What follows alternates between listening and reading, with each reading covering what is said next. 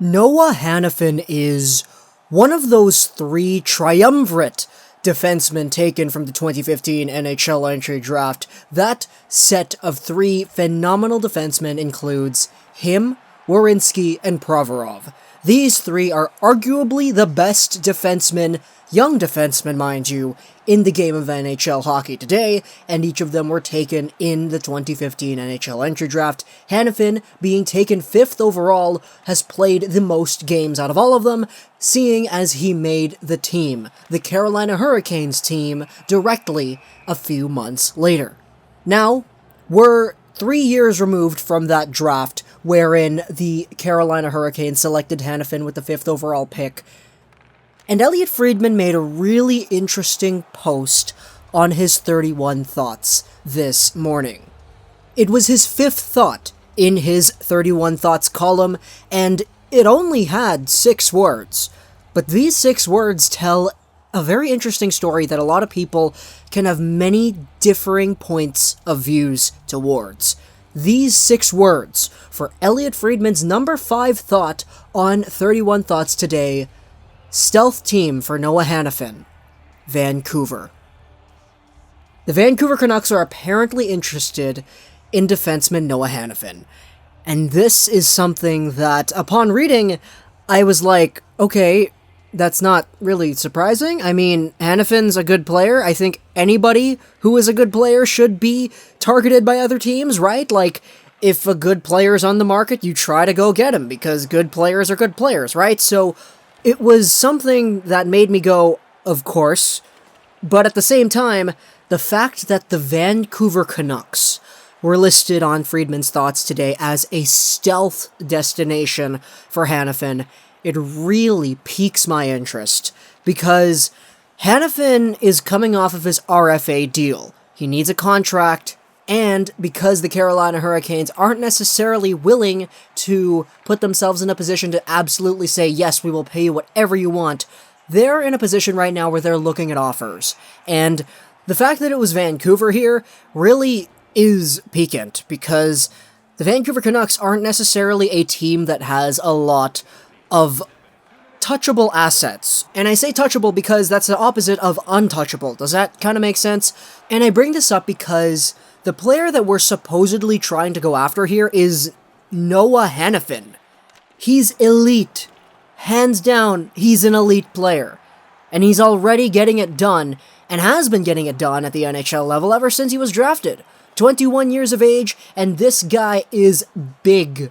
6'3", 206 pounds. He's a player who's put up at least 20 points in every season he's played. And in the past 2 seasons, which was his 19-year-old and 20-year-old seasons, he put up 29 and 32 points respectively. So, Hanifin is the real deal. And the Carolina Hurricanes are in a position where their decor is really good already, even without Hanifin. Guys like Slavan, Pesci, Falk, Fleury, that's already a really good, solid top 4 that you got, and I didn't even mention Hanifin. So I think that the Carolina Hurricanes are in a position where they could really say, our defense is pretty good, right? Right? If we're in a position to grab a trade for Hanifin, that's okay. And it's scary that that's okay, because Hanifin's a really good player, and the Vancouver Canucks aren't necessarily the ones to say, yeah, we have the assets that you want, because, first off, they're getting rid of a really good D-man, which means that the Vancouver Canucks, they're probably going to have to give up something other than a D-man. Because the way I see it is, if the Hurricanes are willing to unload a guy like Hanifin to a team that doesn't have any good defensive prospects like the Canucks are going to have to give up either Demko or one of our untouchable players. Besser, Pettersson, Horvat, you could probably say Dahlin as well. So, I don't know how I feel about that. But, there is another silver lining in this, however, the 7th overall pick. The Vancouver Canucks picking at the 7th overall spot is kind of weird, because a lot of people are talking about trading down.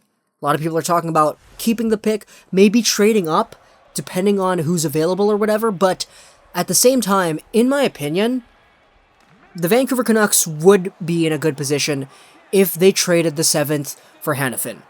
Of course, add a little bit extra too. Just the 7th for Hanifin wouldn't really go down in my mind, but Noah Hanifin is a better player, and he most likely will be a better player than any of the defensemen that are available when we draft at 7th. Whether that be Dobson or Bouchard or Smith or whatever, I sincerely believe that Hanifin would be better than these guys. Hanifin's already elite, and he's already a guy who can maintain himself at the NHL level, and he's big, too. The Canucks need big guys on their team. They don't really have that much of that, to be honest. But, again, how does that make me feel? I'm not really too sure about that. If the Canucks made a trade 7th overall for Hanifin, and we added in Sven Baertschi or whatever, I think that would be a really suitable offer, to be honest. Guys who are in their mid to late 20s are guys that I could totally see being on this trading block, and they're guys that I would totally understand leaving. I just don't want to get rid of the untouchables who, let's face it, they're the most likely ones to be demanded in a deal like this. Pettersson, Dahlin, Horvat, Besser, and probably Demko. You can throw in Juolevi into that as well if you really want to. So, is it worth it? In my opinion, it's definitely up to debate on whether or not it's worth it to trade a Hanifin for a Besser or a Horvat or whatever, but from my point of view, I'm just so attached to these players, and I've been so hopeful for them for the longest time now that it would just really hurt to see them go, even if it was for a guy like Hanifin, which is why I just wouldn't want to see it personally.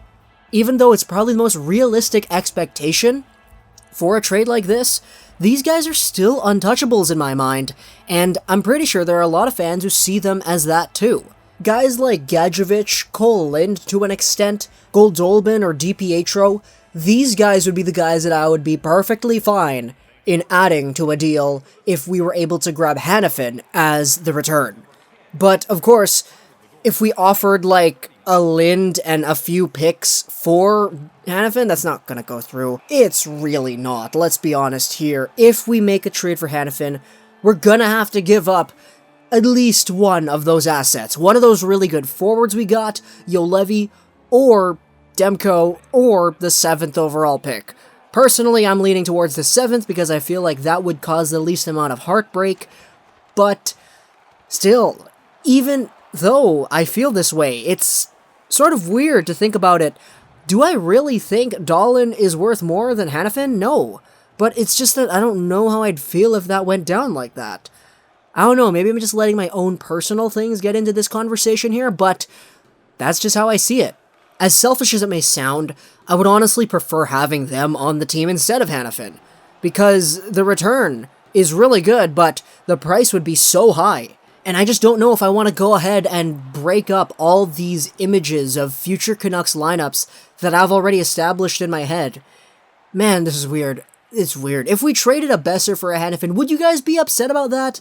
I mean, it's totally a trade that you could argue is fair for both sides, considering the fact that Carolina, they do have a lot of good forwards, but I don't think they have a lot of really superstar, all-star forwards. I mean, Lindholm, he's good, Rask, he's good, Skinner, he's good, but other than Aho, there isn't necessarily a 100% pure all-star forward playing for the Hurricanes right now. Getting a Brock Besser or a Pettersson or a Horvat, iffy on Horvat, that would change that. So it's totally understandable to see why the Vancouver Canucks are a stealth team for the Noah Hanifin sweepstakes. But, of course, if he re-signs with the Hurricanes and they keep him and he doesn't get traded, this video's all for naught, but it's just an interesting discussion to talk about, so I decided to take my stab at it here. Really, it's just a pointless video. Let's be honest here. But still, it's something I wanted to talk about, and I don't really care if it's defined as pointless or not. It's just the way I run my channel here. I upload what I want, boys. That's really usually how it goes. So, yeah, Elliotte Friedman really got me stirring up a conversation here all about the Canucks trading for Noah Hanifin. That's really something that I wouldn't be guessing I'd be saying back in 2015. How great would that be, though? Grabbing one of the 3 superstar young defensemen from that draft class, Werenski for the Blue Jackets, Provorov for the Flyers, and Hanifin for the Canucks, that'd be great. And we got Brock Besser in that draft class as well, so we really would just be reuniting these American greats from that draft, Besser and Hanifin. That would be really cool. Unless Besser gets traded to Carolina for Hanifin, that would be really not cool. Hope you guys enjoyed this video. Gaming, and bye.